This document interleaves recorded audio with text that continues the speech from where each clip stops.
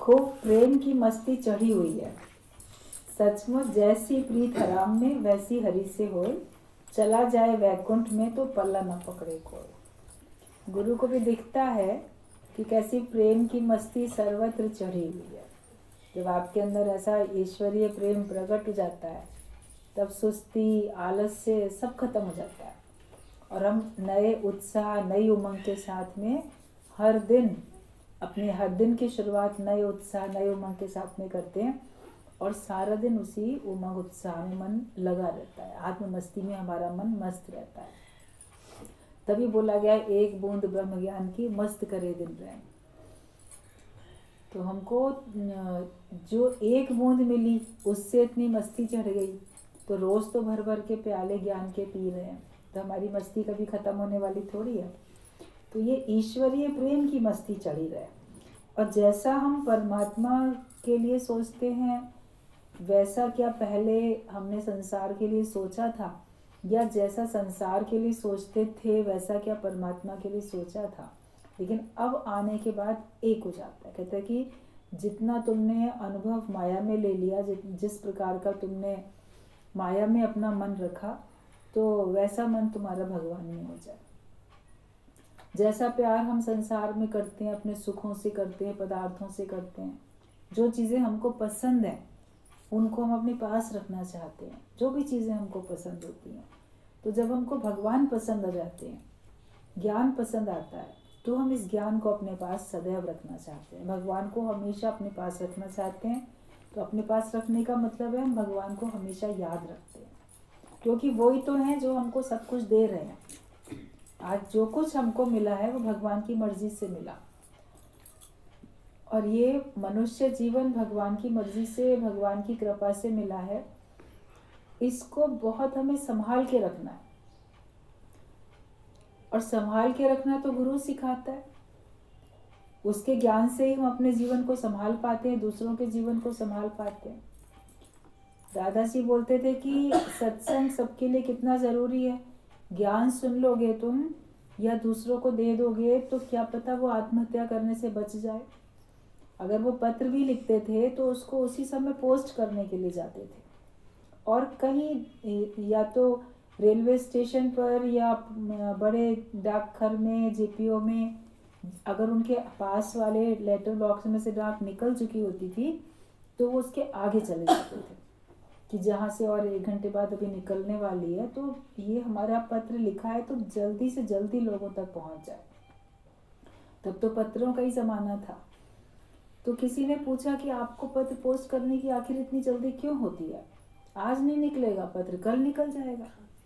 तो वो कहते थे कि क्या पता ये समय से पहुंच जाए और कोई आत्महत्या करने से बच जाए। तो बोले क्या मतलब? बोले क्या पता कोई अपने जीवन से इतना निराश हो, इतना दुखी हो कि उसका मन हो रहा हो कि मैं आत्महत्या कर लूँ, और उसको ये पत्र पहले ही मिल जाए तो वो बच जाएगा ना। क्योंकि दादाजी का खुद का भी कुछ इसी प्रकार का ज्ञान में आने का उनका अनुभव इसी प्रकार का रहा था कि उनको जब माया में बड़ा दिवाला निकल गया, धन की बिल्कुल हानि हो गई, तो उनका मन एक बार इतना दुखी हुआ, इतना परेशान हुआ। सत्संग में तो नहीं आते थे तब एक बार उनका मन ऐसा परेशान हुआ कि अब जीने से कोई फ़ायदा नहीं है, अब तो अपने जीवन की लीला समाप्त कर देनी चाहिए। तो इसी विचार में वो घर से निकल पड़े, जाके कहीं आत्महत्या कर लेंगे। लेकिन रास्ते में उनका कोई मित्र मिल गया जो कि सत्संग जा रहा था। तो मित्र मिला, उसने पूछा क्या बात है, कहाँ जा रहे हो? अब चूंकि मित्र था तो एकदम से मुंह से निकल गया, अरे मरने जा रहे हैं। मतलब बहुत निराशा है चारों तरफ, कुछ नहीं रास्ता सोचता, हम तो बस मरने ही जा रहे हैं। तो वो मित्र कहता है अच्छा अगर मरना ही है तो गुरु के वचनों पे मरो, चलो तुमको ऐसी जगह ले चलें जहाँ पे तुमको सचमुच में मरना हो जाएगा। भगवान को कब कौन सा रास्ता हमें दिखाना है, ऐसा जीवन में मोड़ आता है, टर्निंग पॉइंट आता है, तो वो अगर सत्संगी मिल गया और उसने ज्ञान की तरफ उनको अपने साथ लेके चला गया ज्ञान के मार्ग पे, तो जीवन बच गया ना उनका। अगर वो मित्र न मिलता, सत्संगी ना होता, ज्ञान में उनको नहीं लेके आता, तो तो क्या पता वो जाके कहीं अपनी लीला समाप्त कर लेते। कई तरीके होते हैं अपनी लीला समाप्त करने के, घर से बाहर भी, घर के अंदर भी। तो दादाजी को लगता था समय पे अगर ज्ञान मिल जाए तो क्या पता किसके मन में ऐसे विचार उठ रहे हों जो कि उनसे वो संयम कर लेगा।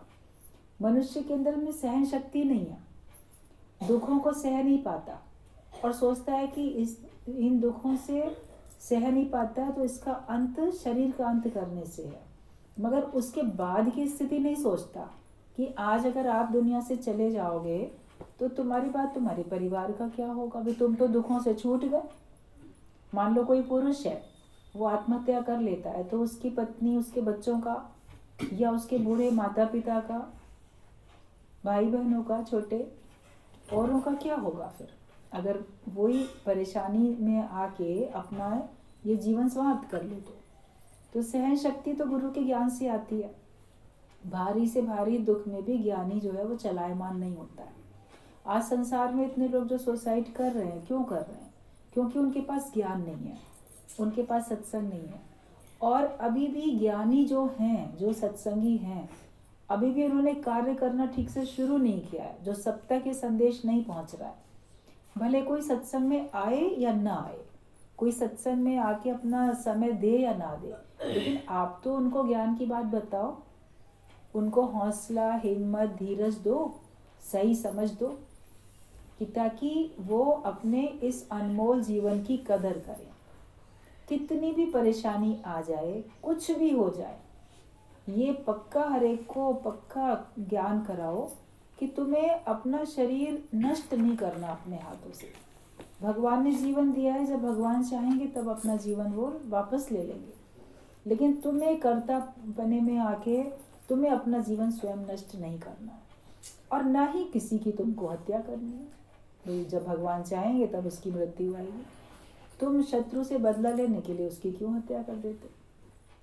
तो दूसरे की भी हत्या नहीं करो, आत्महत्या भी नहीं करो। अपनी भी हत्या नहीं होनी चाहिए, दूसरे की भी नहीं होनी चाहिए, क्योंकि ये तो बहुत बड़ा दोष है, भारी पाप है, महापाप है। इसका भुगतान तो पता नहीं कितने जन्मों तक भुगतना पड़ेगा।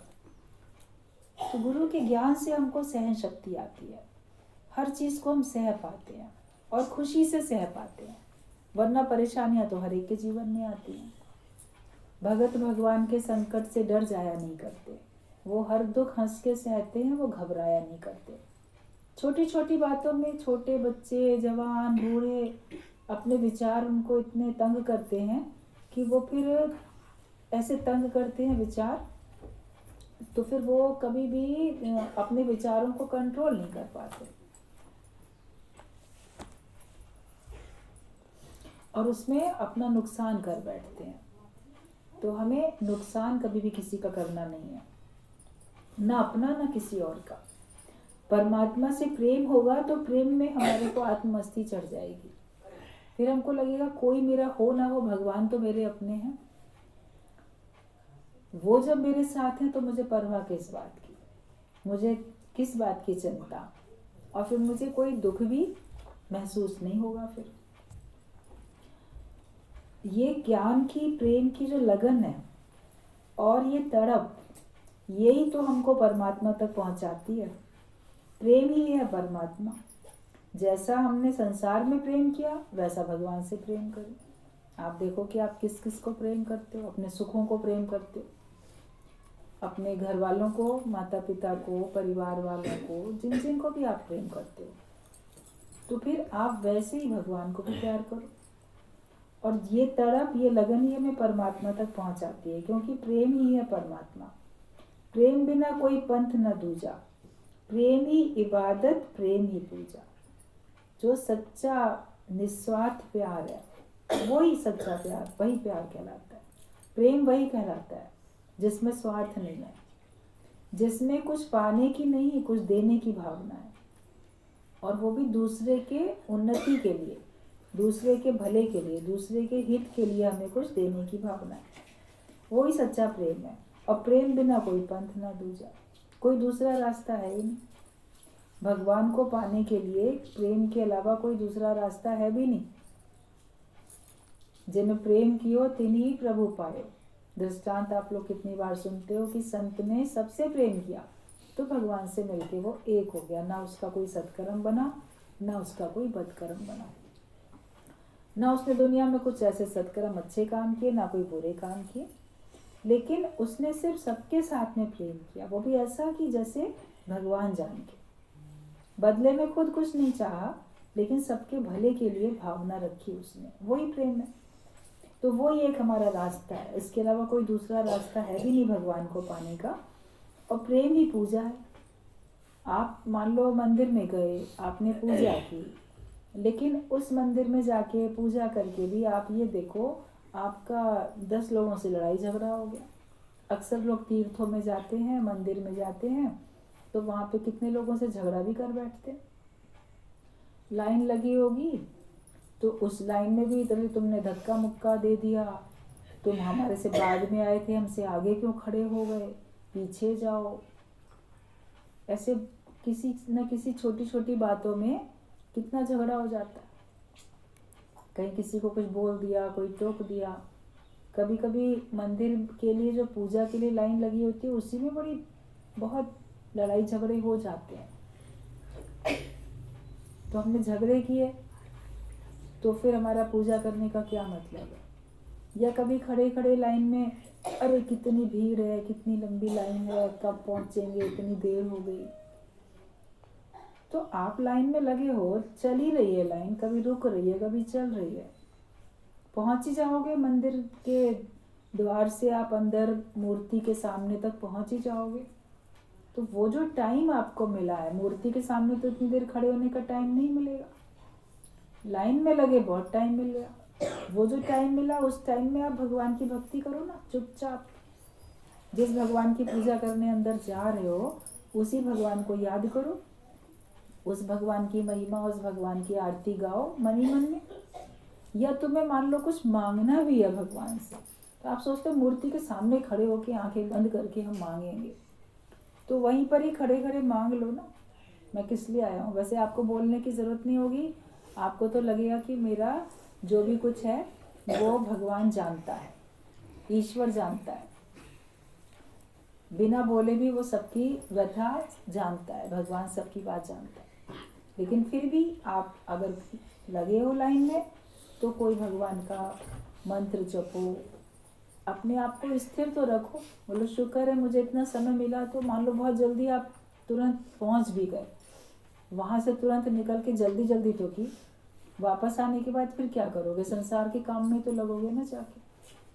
कम से कम अगर बड़ी लाइन है, आपको 1 घंटा आधा घंटा भी रुकना भी पड़ रहा है, तो वो घंटा भगवान के सिमरन में तो दे दो, वरना तो निकल के वहाँ की लाइन से निकल के फिर तो वही दुनिया के धंधे में लगेगा। हर व्यक्ति हर बात के शुक्राने ज्ञानी मानता है, वो शिकवे शिकायत नहीं करता, इसीलिए उसका किसी से कोई मनमुटाव भी नहीं होता, वो कुछ चाहता भी नहीं है, इसलिए उसका किसी से झगड़ा भी नहीं होता। वो भगवान से भी नहीं चाहता कुछ, इसलिए उसका भगवान से भी झगड़ा नहीं होता है। अगर हम भगवान से कुछ चाहें और वो हमको जब हम चाहते हैं तब हमको न दे, तो हम भगवान से भी झगड़ा करेंगे।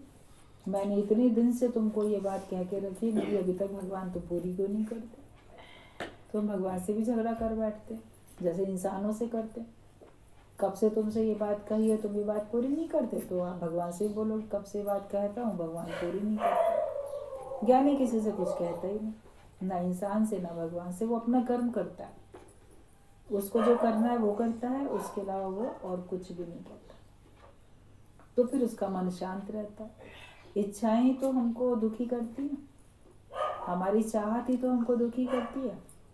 जिसको किसी से कुछ नहीं चाहिए वो खुश रहेगा।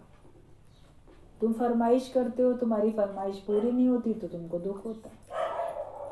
मगर ये बोलो मेरे बिना कहे भगवान मुझे सब कुछ देंगे। जब मेरे बिना कहे भगवान मुझे सब कुछ दे ही रहे हैं, तो फिर मुझे कहने की क्या आवश्यकता है। मुझे किसी से कुछ भी नहीं कहना, तो मांगो किसी से कुछ भी नहीं। यही तुम्हारी सच्ची पूजा है। और तुम्हारा भगवान के प्रति प्रेम इतना बढ़ जाए कि तुम उसके बिना जैसे जी ना सको। सत्संग से भी आते आते हमको इतनी लगन जब लग जाती है, तो सत्संग हमको नहीं मिलता है, तो सत्संग के बिना हमको मन नहीं लगता, बेचैनी होती है, लगता है अगर सत्संग ना मिला तो जैसे हमारा सच्चा जीवन ही नहीं है, हम जी नहीं पा रहे।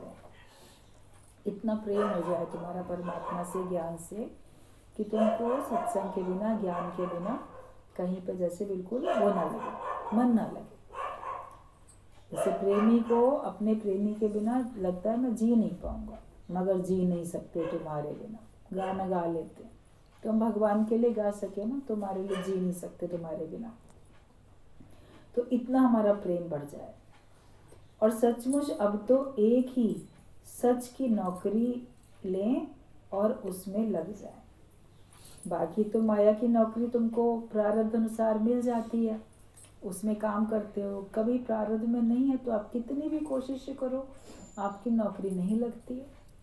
कई हमने ऐसे लोग देखे हैं, बहुत पढ़े लिखे और बहुत उनका अच्छा, जैसे रिकॉर्ड भी उनके, पोजीशन अच्छी, मार्क्स अच्छे, लेकिन उनको कोई जॉब नहीं मिलती। और अगर कहीं जॉब मिलती है तो वहाँ टिक नहीं पाते हैं।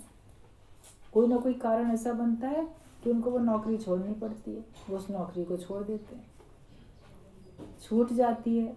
या उनके जहाँ नौकरी करते हैं वहाँ पे जो उनके सीनियर जो भी बॉस है वो उनसे, उनकी बातों से खुश नहीं रहते, उनके तरीके से, उनके कार्य करने के तरीके से खुश नहीं रहते हैं, तो इसलिए उनका भी मन नहीं लगता।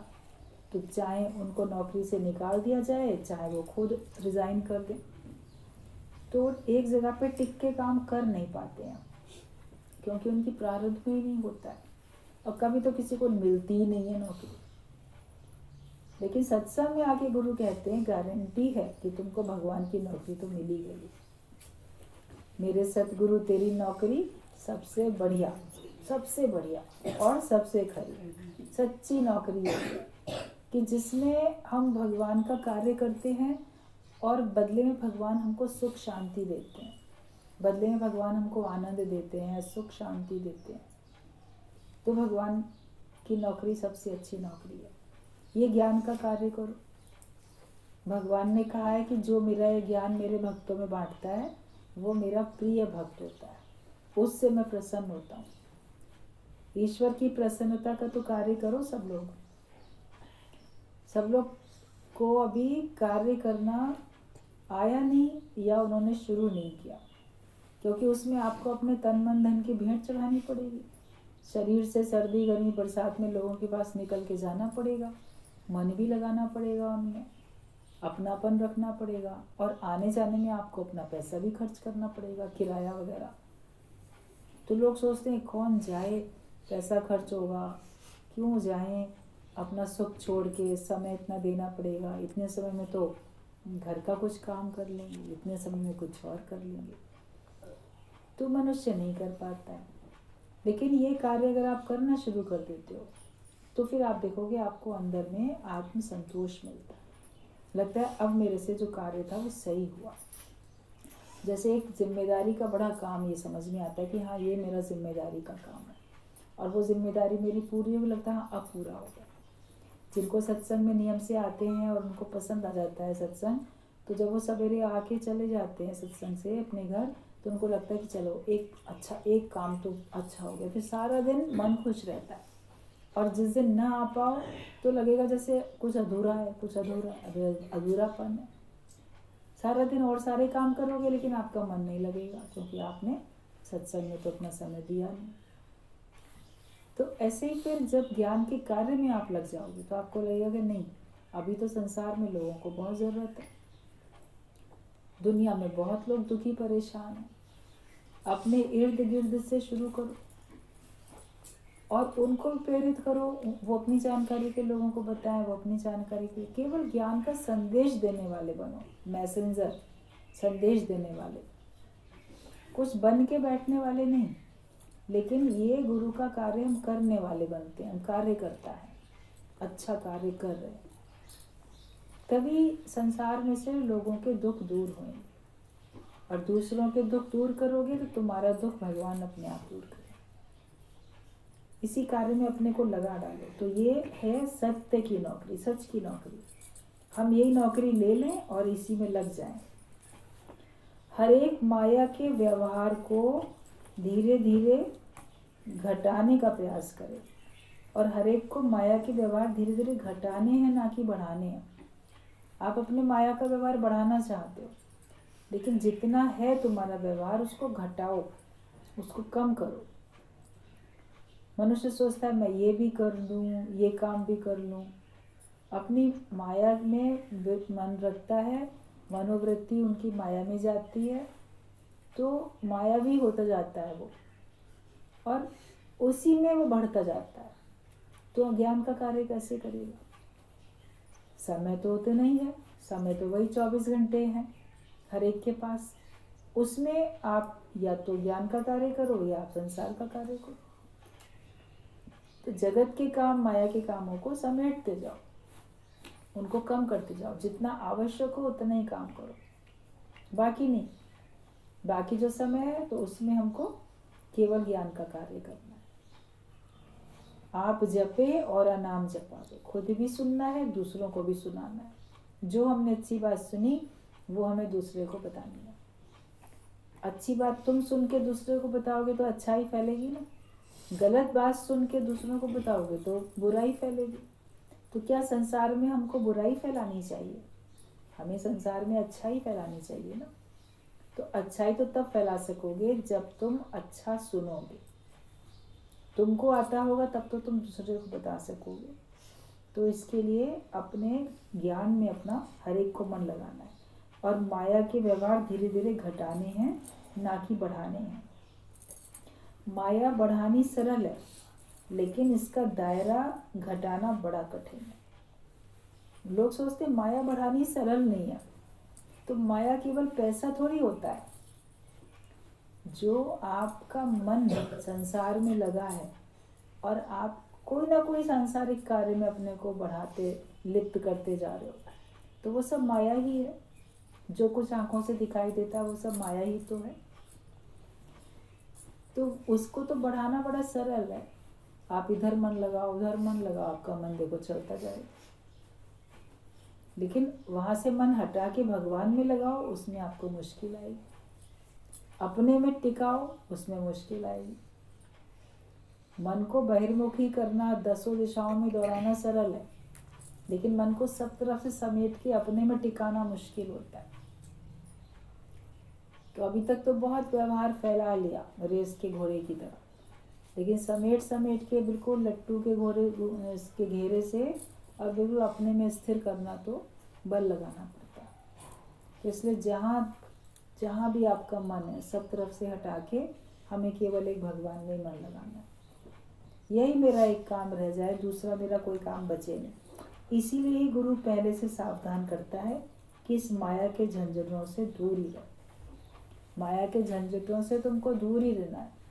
इसलिए तुम्हारा जो ज्ञान है वो भी यही कहता है, गुरु भी तुमको यही सावधान करता है।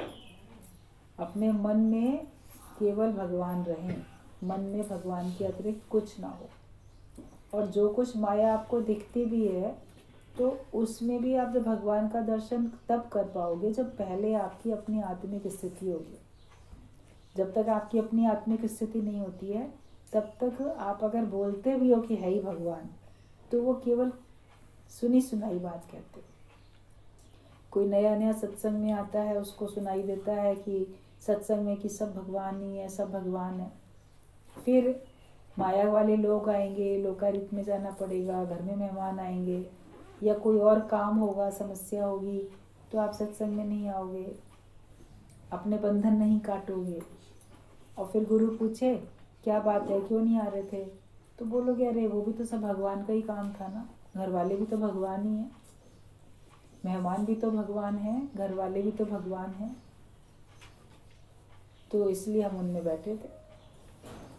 तो उनमें भगवान तो तुम देख रहे हो, तो क्या तुमने अपने में भगवान देखा? और क्या सचमुच उनको भगवान समझ के आप रुके, या उनको अपना संबंधी जान के रुके, या उनको परिवार वाला समझ के रुके आप? तो आप अपने से भी तो सच्चे बनो। जब तक खुद आपकी आत्मिक स्थिति नहीं होगी तब तक आप सर्वत्र भगवान वास्तविकता में नहीं देख पाओगे। केवल कहीं सुनी बात कह दोगे कि हाँ सब भगवान है, लेकिन तुमने कहा लेकिन तुमने उनको भगवान करके देखा नहीं। जब तक आप अपने में भगवान नहीं देखोगे तब तक आप सब में भगवान देख नहीं सकते। तो ये केवल बहलाने वाली बात है दूसरे को कि हम तो भगवान देख रहे हैं। गुरुजी बोलते थे कि पहले आप अपने में भगवान देख लो और उनमें सबसे लास्ट में देखना। उनमें तो पहले ही देख के बैठे हो ना, तभी तो उनमें लिप्त हो, तभी तो उनमें फंसे हुए हो। लेकिन पहले अपने बंधन तो देखो, उनसे अपने को निर्बंधन करने के लिए छूटो। तो अभी तो सबके हिसाब से चलते रहते हो तो आपको सब कुछ ठीक लगता है, लेकिन थोड़ा भगवान के हिसाब से चलो, थोड़ा गुरु के हिसाब से चलो, तब तुमको पता चलेगा कि हमको अब कौन कितना भगवान देख पा रहा है या अब कौन कितना हमको पसंद कर पा रहा है। अभी तो हमारे परिवार वाले बहुत अच्छे, वो सब बहुत अच्छे हैं। तो फिर कब तक अच्छे हैं? जब तक आप उनको साथ देते हो तब तक वो अच्छे हैं। और आप उनको साथ देना, सुख देना बंद करो तो वो लोग भी आपसे शिकवे शिकायत करना शुरू कर देंगे, आपको पसंद नहीं करेंगे। तो भगवान के हिसाब से चलो, ज्ञान के हिसाब से चलो, तो फिर आप देखो वो सब आपको छोड़ देंगे। सत्संग में कोटेशन बोली जाती है, you only be good and all will leave you, कि तुम अच्छे बनो तो तुमको सब छोड़ देंगे। तो लगेगा बड़ा उल्टी बात बोली जा रही है। अच्छे हम बनेंगे तब तो सब हमको पसंद करेंगे ना, हमसे नाता क्यों तोड़ देंगे। लेकिन अच्छे बनना क्या है? भगवान के लिए अच्छे बनोगे तब तुमको संसार वाले छोड़ देंगे। हम संसार वालों के लिए अच्छा बनना चाहते हैं, वो अच्छा बनना कोई वास्तव में अच्छा बनना नहीं है। जब तुम ईश्वर की दृष्टि में अच्छे हो तुम तभी अच्छे हो। तो जब तुम ज्ञानवान बनोगे तभी तुम अच्छे रहोगे। एक बार किसी ने गुरु से कहा कि मेरे घर वाले बहुत अच्छे हैं, मेरा पति तो बहुत अच्छा है। तो गीता भगवान ने उसको कहा कि क्या उसमें 5 विकार नहीं है? तो एकदम चुप हो गई। सही बात है भाई, बहुत अच्छा है, बहुत अच्छा है, लेकिन 5 विकार तो है ना, काम, क्रोध, लोभ, मोह, अहंकार, ये तो सब है उसमें। मतलब जिसके अंदर विकार है वो अच्छा कैसे है? जो निर्विकारी है वही तो अच्छा होगा। तो तुम अच्छे बनना चाहते हो तो पहले निर्विकारी बनोगे तब तो अच्छे बनोगे। तुम किसी भी विकार का आधार लेके नहीं चलोगे, किसी भी विषय का आधार लेके नहीं चलोगे, तब देखो लोग तुमको कितना साथ देते हैं, बोलेंगे अभी हमारे काम पे ही नहीं है। तो हमें अच्छा बनना है, ईश्वर की दृष्टि में हमको अच्छा बनना है। भगवान की नज़र में, गुरु की नज़र में, अपनी नज़र में हमको अच्छा बनना है। निर्विकारी बनना ही अच्छा बनना है। विकार रख के आप अच्छे नहीं कहलाए जा सकते। तो फिर आपको संसार वालों अपने आप छोड़ देंगे, मतलब बोलेंगे अभी तो भगवान के बन गए। वो फिर आपसे बहुत ज़्यादा संपर्क रखना, नाता रिश्ता रखना छोड़ेंगे या आपको बंधन में लाना छोड़ देंगे। आप अपने रास्ते पे आगे बढ़ते रहोगे तो फिर एक दिन वो आपकी महिमा भी गाएंगे। जो भगवान के रास्ते पे आगे बढ़ता है, शुरू में तो लोग उनको अच्छा नहीं समझते, लेकिन बाद में उन्हीं को सब अच्छा कहते हैं, आपने बड़ा अच्छा काम किया या आपने अपना जीवन भगवान के रास्ते पे लगा दिया।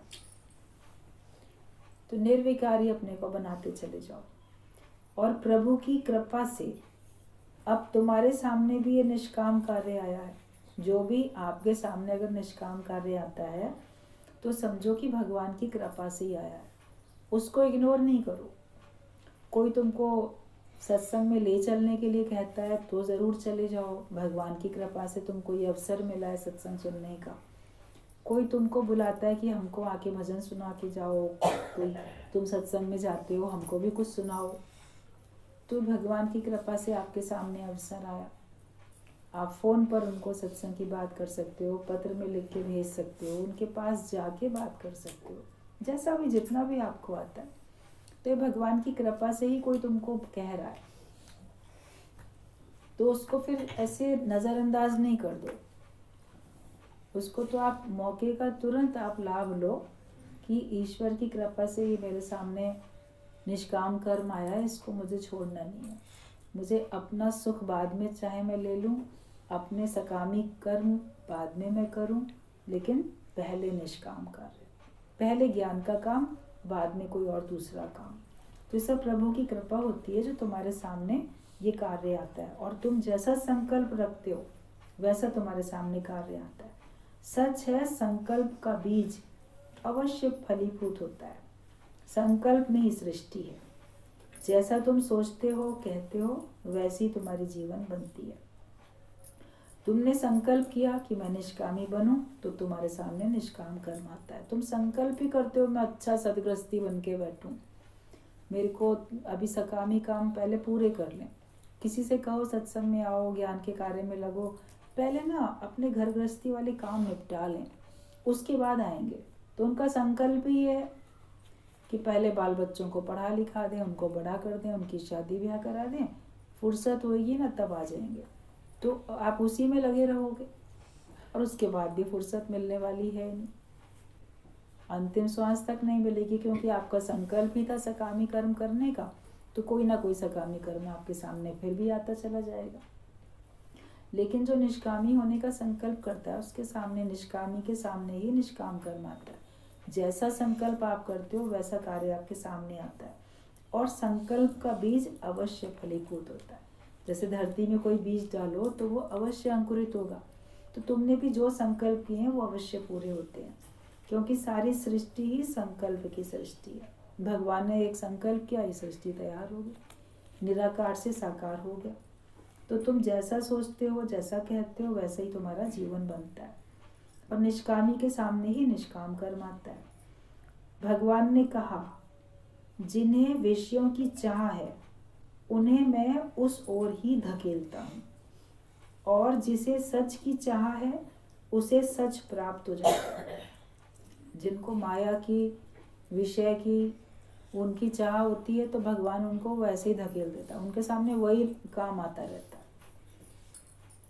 जैसे धक्का मार के भगवान उनको और संसार में भेज देता है। लेकिन जो सच को पाना चाहते हैं तो भगवान उनको हाथ पकड़ के ऊंचा उठा लेता है, खींच लेता है अपनी तरफ ही। अगर आप भगवान की तरफ आगे बढ़ना चाहो तो भगवान आपको अपना बना लेंगे। अभी मान लो कोई छोटा बच्चा है, वो धरती पर आंगन में है, उसकी माँ छत पे चली गई, वो सीढ़ी पे खुद चढ़ना जानता है, या चढ़ेगा तो गिर भी सकता है। मान लो वो ऐसे नीचे से ही बस अपनी माँ को पुकारता है, माँ, तो माँ खुद ही उतर के आती है ना, सीढ़ियों से नीचे उतर के आती है, बच्चे को गोद में लेके सीढ़ी चढ़ के चली जाती है ऊपर। तो बच्चे को सीढ़ी चढ़नी नहीं पड़ी ना, छोटा बच्चा है, उसको नहीं चढ़नी पड़ी, चढ़ता तो गिरता भी, लेकिन उसने सिर्फ प्यार से अपनी माँ को पुकारा, तो उसकी माँ आई, उसको ऊपर लेके चली गई। तो हम भी जब प्यार से भगवान को पुकारते हैं तो भगवान आता है हमारे पास और हमको अपना बना लेता है। राह की सारी मुसीबतें, विघ्न, बाधाएं, जो भी परेशानियां थी, वो सब बच्चे को सहनी नहीं पड़ती, उसको कुछ करना ही नहीं पड़ता, वो तो आराम से माँ की गोद में। तो हम तो बस परमात्मा की गोद में हैं, तो हमको कुछ और परिश्रम करना ही नहीं पड़ता, कुछ पुरुषार्थ करना ही नहीं पड़ता, केवल सच्चे हृदय से हमें परमात्मा को पुकारना पड़ता है। और जब हम अंदर में ये संकल्प के रूप में परमात्मा को पुकारते हैं, कोई आवाज़ दे के नहीं पुकारते रहते हैं, संकल्प से कि परमात्मा ये जीवन में तेरे लेके चाहता हूँ, भगवान तुम मुझे अपना बना लो, अपनी शरण में ले लो राम, बस भगवान तुम मुझे अपनी शरण में ले लो। हम उसको पदार्थों के लिए नहीं पुकारते हैं, हम उसके पास जाने के लिए उसको पुकारते हैं कि हम तुम्हारे चरण में आना चाहते हैं। तो परमात्मा तो आपको अपना बना ही लेता है। तो जो विषयों में जाना चाहता है भगवान उसे उधर धकेल देते हैं, और जिसे सच की चाह है उसे सच प्राप्त हो जाता है। तुम्हारा काम है सर्व को निष्काम प्रेम देना, और ये प्रेम भी कोई एक्शन नहीं है, ये दिल की हालत है। प्रेम में कोई एक्शन नहीं करने पड़ते हैं, लेकिन तुम्हारे मन की एक अवस्था होती है कि आपके हृदय में हरेक के लिए अपनापन है, हरेक के हित की भावना है, वही प्रेम है। सबको अपना समझते हो, यही प्यार है। और क्योंकि प्रेम में कोई एक्शन नहीं होता, लव ऑल अलाइक, सबके साथ एक समान बराबर का प्यार करो। कम ज़्यादा प्यार नहीं होना चाहिए, भी किसी से कम किसी से ज़्यादा प्यार नहीं हो। आपकी दृष्टि में सब एक होने चाहिए। भक्ति की 3 अवस्थाएं हैं। एक अवस्था होती है मैं तेरा हूँ, दूसरी अवस्था होती है तू मेरा है, और तीसरी अवस्था होती है तू मैं एक रूप हूँ। तो पहले जब भगवान की भक्ति आप करते हो तो भगवान की पहली अवस्था भक्ति की है कि मैं तुम्हारा हूँ, भगवान मैं तो तुम्हारा हूँ, मैं अब तुम्हारा बन गया, मैं संसार वालों का नहीं हूँ, मैं सिर्फ तुम्हारा हूँ। तो भक्त अपनी ओर से भगवान तक बढ़ता है, और जब वो भगवान का बनता है तो उसको ये अनुभव होने लगता है कि भगवान भी मेरे हैं। तो दूसरी स्थिति आ जाती है कि मैं तो तुम्हारा हूँ लेकिन तुम भी मेरे हो, तो उसको और खुशी होती है। हम तुम्हारे बने तो तुम भी हमारे बन गए, तो और इसमें कितनी खुशी की बात होती है। तो दूसरी स्टेज में आते हैं कि तू मेरा है, वरना लगेगा पता नहीं भगवान मेरे हैं कि नहीं है। हम तो भगवान को प्रेम करते हैं, हम तो भगवान को याद करते हैं, हम तो भगवान के बन गए, लेकिन भगवान पता नहीं मेरे भी बने कि नहीं बने, मेरी और अभी दृष्टि है उनकी कि नहीं है। लेकिन जब ये अनुभूति होती कि नहीं भगवान भी मेरे हैं, तो हमें और खुशी होती है। और तीसरी स्थिति होती है कि फिर तू और मैं एक है, मैं अलग नहीं और तुम अलग नहीं, वो तू और मैं मिलके फिर एक हो जाते हैं। तो हमारी भक्ति की कौन सी स्थिति है अभी, तो तुम्हारी इनमें कौन सी स्थिति है लिख कर भेजना। गुरुजी ने प्रश्न लिखा है कि 3 स्टेज हैं, मैं तुम्हारा हूँ, तुम मेरे हो, या मैं और तुम एक हैं। तो तुम अभी कौन सी स्थिति में हो वो तुम पत्र में लिख के भेजो। ये गुरुजी ने सबको एक तरीके से प्रश्न भेजा कि इसका उत्तर लिख के भेजो। आप लोग मन ही मन में सोचो आप लोग कौन सी स्थिति में हो, और हमको तो उस तीसरी अवस्था में पहुंचना है जहाँ मैं और तू मिलके एक हो गए हों। और उस स्टेज में अगर हम आ गए हैं तो खुशी करें, उसमें बने रहें, और अगर नहीं आए हैं तो उसके लिए हम पुरुषार्थ करें, प्रयास करें। आखिरकार कौन सी ऐसी विघ्न बाधा रुकावट समस्या है जो तू और मैं को एक नहीं होने दे रही है। कोई तो इच्छा है, कोई तो जीव भाव है, कोई तो कारण है जो मैं और तू एक नहीं हो पाते हैं। तो हमें उस तीसरी स्थिति में पहुंचना है। ज्ञानी की दृष्टि में कोई स्त्री पुरुष नहीं है। आप बोलोगे ये फलानी है, ये फलाना है, तो ज्ञानी की दृष्टि में स्त्री और पुरुष नहीं है, उसकी दृष्टि में है ही भगवान। वो सबको भगवान करके देखता है, वो ना किसी को कम या अधिक करके देखे, ना किसी को स्त्री या पुरुष करके देखे। ये अलग बात है कि एक मर्यादा के लिए आपका जो देह है, अगर आपको स्त्री का शरीर मिला है तो आपको मर्यादा उस हिसाब से रखनी है कि आपको बहुत पुरुषों के साथ ऐसे नहीं घूमना फिरना उठना बैठना। अगर आपको पुरुष का शरीर मिला है तो आपको मर्यादा रखनी है कि आपको स्त्रियों के संग ऐसे नहीं बात करनी है, ऐसे फालतू नहीं उठना बैठना बोलना नहीं है। वो एक मर्यादा अलग है। आप बोलोगे नहीं हम भी भगवान है तुम भी भगवान हो, तो हम लोग संग में उठें बैठें नाचें गाएं घूमें फिरें खाएं पिएं, ये नहीं होता है। वो मर्यादा की एक बात अलग है। लेकिन दृष्टि क्या होती है? दृष्टि ये हो कि वो भी भगवान है, अलग नहीं है, लेकिन वो है तो वो भी भगवान है। भगवत भाव आपका होना चाहिए। तो उसकी दृष्टि में कोई स्त्री पुरुष नहीं होता, लेकिन उसकी दृष्टि में है ही भगवान। परंतु सच्चे जिज्ञासु को ही ये ज्ञान लगता है। जो सच्चा जिज्ञासु बनेगा उसी को ये ज्ञान लगेगा कि वो सर्वत्र भगवान देखेगा। ज्ञानी तो सबको आत्मरूप करके ही देखता है। सच की ही जीत होती है, सत्यमेव जयते।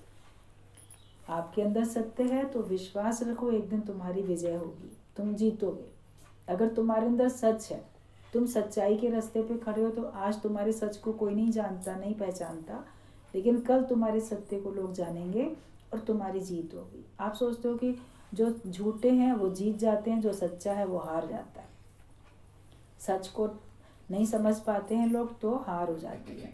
लेकिन विश्वास करो सत्यमेव जयते, जो सत्य है उसकी विजय अवश्य होती है। आप सच के रास्ते पे चलो, आप तो झूठ के रास्ते पे नहीं चलो। अपने अंदर से संकल्प करो कि मैं कभी भी असत्य के मार्ग पे नहीं जाऊंगा, मैं कभी जिंदगी में झूठ नहीं बोलूंगा, मैं अगर बोलूंगा तो सच बोलूंगा। सांसारिक दृष्टि में जो सच है उसको भी सच बोलना है, और जो सच है भगवान का नाम हमको वही लेना है। दोनों तरह से हमको सच में ही जीना है, सच ही बोलना है, सत्य में ही अपने को स्थित करना है, तो फिर आपकी जीत हो जाती है एक दिन। सदैव अपने में आत्मविश्वास रखो कि मैं कौन हूँ, तो सामने वाला भी तो ब्रह्म ही है। अगर आप अपने में विश्वास रखते हो कि मैं कौन हूँ, ज्ञानवान हो के आप ये विश्वास करते हो, तो आप अपने को तो देखते हो कि नहीं मैं तो आत्मा हूँ, मैं तो ब्रह्म हूँ, तो फिर सामने वाला भी तो ब्रह्म ही है। निष्काम भावना से सभी को ये ज्ञान देते चलो। निष्काम का अर्थ है इच्छा व अहंकार के सिवाय। जैसे फूल अपनी सुगंध देता है और वापसी की इच्छा नहीं रखता, तुम ऐसे ही हो जाओ। बगीचे में फूल खिले हैं तो फूल सुगंध दे रहे हैं, लेकिन क्या फूल कहते हैं कि मैं सुगंध दे रहा हूँ? जो कोई फूलों के नज़दीक जाता है उसको उसकी खुशबू अपने आप मिल जाती है। हम फूल से कहते थोड़ी हैं अरे फूल अपनी खुशबू हमें दे दो, तो फिर फूल कहेगा हाँ खुशबू दे रहा हूँ, तब तुमको खुशबू मिलेगी। लेकिन आपको तो सुगंध मिल ही जाती है, हवा चलती रहती है, आप फूलों के नज़दीक जाते हो, आपको बिना कहे बिना चाहे आपको उसकी सुगंध मिल जाती है। तो ऐसे अपना जीवन बनाओ कि तुम्हारे अंदर इतनी अच्छाई हो, इतना प्रेम हो कि जो तुम्हारे संपर्क में आए उसको बिना चाहे बिना कहे आपकी अच्छाई का रंग चढ़ जाए, आपके प्रेम का रंग चढ़ जाए। कहना ना पड़े, लेकिन उसको अपने आप मिलता चला जाए। तुम्हारे पास ज्ञान होगा तो दूसरे को अपने आप ज्ञान मिलता चला जाए, तो कोई भेद नहीं रहता है। और निष्काम होता है कि इच्छा नहीं करना, अभिमान भी नहीं करना, और वापसी की तो कोई इच्छा करो ही नहीं। हम इच्छा करके काम करते हैं, ये काम करेंगे हमको क्या मिलेगा, मुझे क्या फ़ायदा होगा। कोई भी काम संसार का व्यक्ति करता है, इसमें मेरा क्या लाभ है, मेरा क्या फ़ायदा है। तो तुमने पलट के पहले सोच लिया कि मैं ये करूँ तो मुझे बदले में मिलेगा क्या। भगवान की पूजा भी करेंगे तो बदले में मिलेगा क्या, ये व्रत रखने से, ये पूजा करने से ना ये मिलता है तो चलो कर लेते हैं। तो इच्छा रख के ही तो, फल की इच्छा रख के ही तो करते हो, तो वो सच्ची पूजा क्या हुई। वो तो आपने अपनी इच्छा पूरी करने के लिए कुछ काम किया। अब वो भी भगवान की मर्जी होगी तो आपको देगा, नहीं मर्जी होगी तो नहीं देगा। आपके भाग्य में होगा तो मिलेगा, भाग्य में नहीं होगा तो नहीं मिलेगा। तो हम इच्छा नहीं रखें बदले में कुछ भी पाने की। जैसे फूलों से आपको सुगंध मिलती है, लेकिन फूल बदल के बदले में इच्छा नहीं करते कि ये दिया तो बदले में तुम भी मुझे कुछ दो। आप कुछ फूलों को थैंक्स बोलते हो क्या, अरे फूल तुम कितने अच्छे हो, तुमने मुझे खुशबू दी? कोई भी नहीं कहता, खुशबू लेते हुए चल पड़ते, बल्कि उन्हीं फूलों को तोड़ लेंगे, सूंघेंगे और मसल के फेंक देंगे, फिर भी वो बेचारे कुछ नहीं कहते, आपके हाथों को खुशबू से भर ही देते हैं। तोड़ना तो गलत बात है ना। पेड़ पे लगा है, तुमने उसको देख के प्रसन्नता महसूस की, तुम्हें देख के अच्छा लगा, तुम आगे बढ़ जाओगे, कोई और आएगा वो उसको देखेगा, वो भी खुश होएगा। तुम तोड़ के अपने संग लेके चले गए तो बाद में कोई आएगा तो क्या देखेगा, क्या खुश होगा। और तुम भी कितनी देर तक उसको हाथ में ले सकते हो। पेड़ में था तो 3-4 दिन तक खिला रहता, तुम्हारे हाथ में आने के बाद क्या 3-4 दिन तक खिला रहेगा? तुम्हारे हाथ में आने के बाद 3-4 घंटे में ही नष्ट हो जाएगा। तो क्यों हम उसको तोड़ें, केवल हम उसकी सुगंधी तो ले लें। लेकिन फूल फिर भी कुछ नहीं कहता है, तो ज्ञानी भी अपनी तरफ से अच्छा काम किए जाता है, वो बदले में इच्छा नहीं करता। तो ऐसे फूलों की तरह हो जाओ, अनकॉन्शियस ऑफ गिविंग, जिसमें देने की भावना ही नहीं है लेकिन दे रहा है। तो तुम ऐसे ही हो जाओ, अपने तन का, मन का, धन का दूसरों को देगा जो दान, वो सच्चा इंसान, अरे इस धरती का भगवान। आप अपने तन मन धन का दान अगर देते हो, मतलब दूसरे के भले के लिए उनका इस्तेमाल करते हो, तो आप सच्चे इंसान हो और इस धरती के भगवान हो। भगवान राम के रूप में आए, भगवान कृष्ण के रूप में आए, भगवान नानक के रूप में आए, भगवान क्राइस्ट के रूप में आए, तो भगवान कितने रूप में आए, कई रूप में आए, और आने के बाद उन्होंने क्या किया, सबको प्रेम दिया, सबकी मदद की, सबकी समस्याओं का समाधान किया, सबको ज्ञान दिया, सही समझ दी। अपना सुख नहीं लिया लेकिन दूसरे को ज्ञान दिया, दूसरे को सुख दिया। तो तुम भी धरती पे आते हो, जैसे उन्होंने जन्म लिया वैसे तुम भी धरती पे आए हो। तो तुम भी अगर दूसरों को सुख देते हो तो तुम इस धरती के सच्चे इंसान और इस धरती के सच्चे भगवान बन जाते हो। आप अगर भगवान बनना चाहते हो तो फिर सबकी मदद किए जाओ, सबके लिए अच्छा सोच विचार रखो, ख्याल सबके लिए अच्छे रखो, तो फिर लोग आपको धरती का भगवान मानेंगे। एक डॉक्टर भी होता है, वो सबकी मदद करता है, लोग कहते हैं बिल्कुल भगवान का रूप है, ऐसे मदद करता है। कोई किसी की मदद करता है तो लोग उसको भगवान की तरीके से अंदर में थोड़ी देर के लिए सही लेकिन भगवान मान लेते हैं। तो आप भी अगर सबके भले की बात सोचोगे, सबके भले का कार्य करोगे, तो आपको भी सब लोग धरती का भगवान करके ही जानेंगे।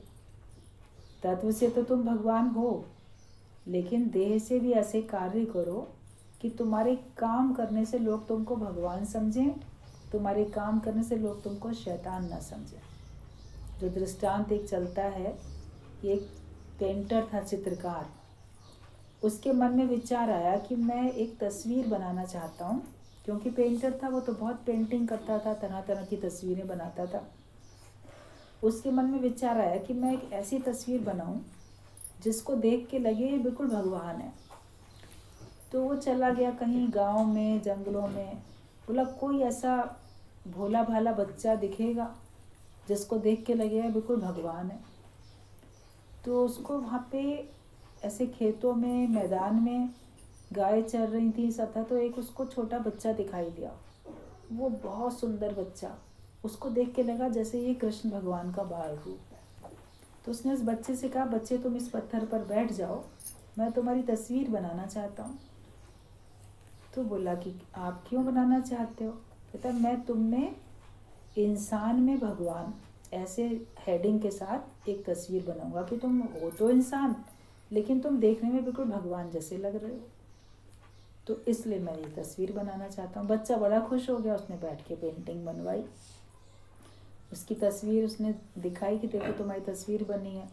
बच्चा बड़ा खुश, बोला बिल्कुल जैसे कृष्ण भगवान की तरह तुम लग रहे हो, पीछे मैदान में गाय भी चल रही है और तुम यहाँ बैठे हो।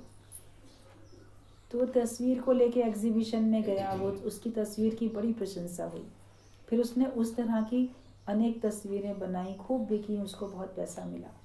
वो और तस्वीरें बनाता रहा। करीब 20 साल बीत गए इस बात को। 20 साल के बाद उसके मन में एक विचार आया कि आज से कितने 20 साल पहले मैंने एक तस्वीर बनाई थी कि इंसान में भगवान जो दिखता हो, तो क्यों ना अब मैं एक ऐसी तस्वीर बनाऊं कि इंसान में शैतान दिखता हो। बोला ऐसे लोग तो भाई जेल में मिलेंगे, अपराधी जो खूनी होते हैं, चोर होते हैं, हत्यारे वैसे होते हैं, बड़े राक्षसों की तरह। तो वहाँ चला गया।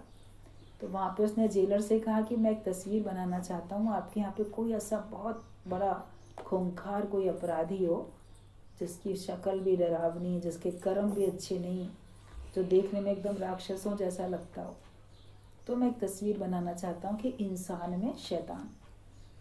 तो जेलर ने कहा कि हमारे जेल में है एक ऐसा आदमी जिसको बिल्कुल अलग रखते हैं, इतना वो लड़ाई झगड़ा करता है और देखने में बड़ा खूंखार है। तो वहाँ ले गए कि देखो ये एक अलग कोठरी में दूर अलग रखा गया। तो वहाँ पहुँचा वो पेंटर, उसने कहा कि तुम यहाँ बैठ जाओ इस जगह पे, मैं तुम्हारी एक तस्वीर बनाना चाहता हूँ। तो उसने कहा तुम मेरी तस्वीर क्यों बनाना चाहते हो? तो बोला कि नहीं, मैं तस्वीर तुम्हारी बनाना चाहता हूँ और मत पूछो, क्योंकि मैं पूछूंगा तो तुमको दुख ना हो। बोला नहीं, तुम बताओ क्यों बनाना चाहते हो मेरी तस्वीर। तो उस चित्रकार ने कहा कि मैंने सोचा है कि इंसान में शैतान, ऐसा कोई मुझे व्यक्ति दिखे तो तुम्हारे को देखने से ऐसे लगता है जैसे कोई शैतान खड़ा हो, तो इतना भयानक ऐसे राक्षस, तो इसलिए मैं तुम्हारी तस्वीर बनाऊंगा कि इंसान है लेकिन इंसान में शैतान दिखता है। तो बोला ठीक है बना लो। वो बैठ गया बनाने के लिए, लेकिन देखा उस कैदी के आंखों से आंसू बह रहे हैं।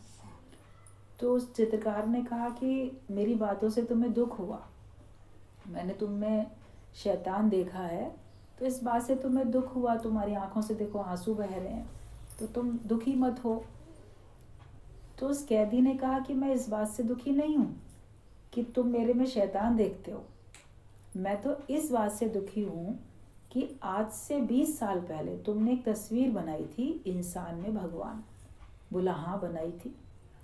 बोला मैं तुम्हें पहचान गया, लेकिन तुम मुझे नहीं पहचान सकते क्योंकि मैं वही बच्चा हूँ जिसमें तुम ही ने भगवान देखा था, और आज तुम ही मेरे में शैतान देख रहे हो। तो मैं था तो भगवान जैसा, इतना भोला भाला सरल सच्चा, लेकिन इन 20 सालों में मैंने इतने गलत काम किए, खराब काम किए, तो मेरी जीवन की यात्रा भगवान से शैतान में बदल गई। हूँ तो मैं वही, लेकिन पहले मैं भगवान की तरह दिखता था, अब मैं ही शैतान की तरह दिखता हूँ। तो मुझे इस बात पे अफसोस लग रहा है कि मैंने नासमझी में अपने आप को भगवान से शैतान बना लिया। मुझे इस बात का दुख है। तो इसका सिद्धांत भी है कि मनुष्य जब बचपन में आता है, जन्म लेके भगवान बच्चे को भेजते हैं, तो वो कितना अच्छा होता है, लेकिन अपने अंदर गलत विचार बुराइयां भरते भरते वो कितना खराब हो जाता है। गुरु बचा लेते हैं, वो हमको उतना ही अच्छा रखते हैं, जो हमारे अंदर भगवान पना है उसको संजो के रखते हैं, और जो वो खो भी गया था भगवान पना उसको वापस ला के देते हैं कि हम गॉडहुड में आ जाएं, हम भगवान पने में आ जाएं। तो हमारी भाषा से, हमारे कर्मों से हम पहचाने जाएंगे कि हम अच्छे हैं कि खराब हैं, भगवान है कि इंसान है। तो अपने तन का, मन का, धन का दूजों को दे जो दान, वो सच्चा इंसान इस धरती का भगवान। तो ऐसे गुरु हमको धरती का भगवान बनाता है कि आपके कर्म सब बहुत सुंदर हो जाते हैं। जो भी कोई आपको देखता है, आपके कार्यों को देखता है, उसकी प्रशंसा करता है। ज्ञान से आपका जीवन अच्छा सुंदर संवर जाता है। ऐसे ही अपना जीवन बनाओ और सचमुच में ज्ञानवान बन के चलो, तो तुम धरती के भगवान कहला जाओगे। धरती का भगवान बनना तो सभी चाहेंगे ना, सभी तो खुश होएंगे धरती का भगवान बनने से। केवल भगवान कहलवाना नहीं कि लोग मुझे भगवान कहना शुरू कर दें, लेकिन अपने विचार, अपने भाव, अपने कर्म, अपनी भाषा सब ऐसी रखो कि जिसको कोई देखे या सुने तो बोले कि जैसे बिल्कुल भगवान ऐसा कार्य करता है। तो आपका जीवन सफल है, और आपको देख के, आपका आदर्श देख के और औरों का भी जीवन फिर अच्छा बनेगा।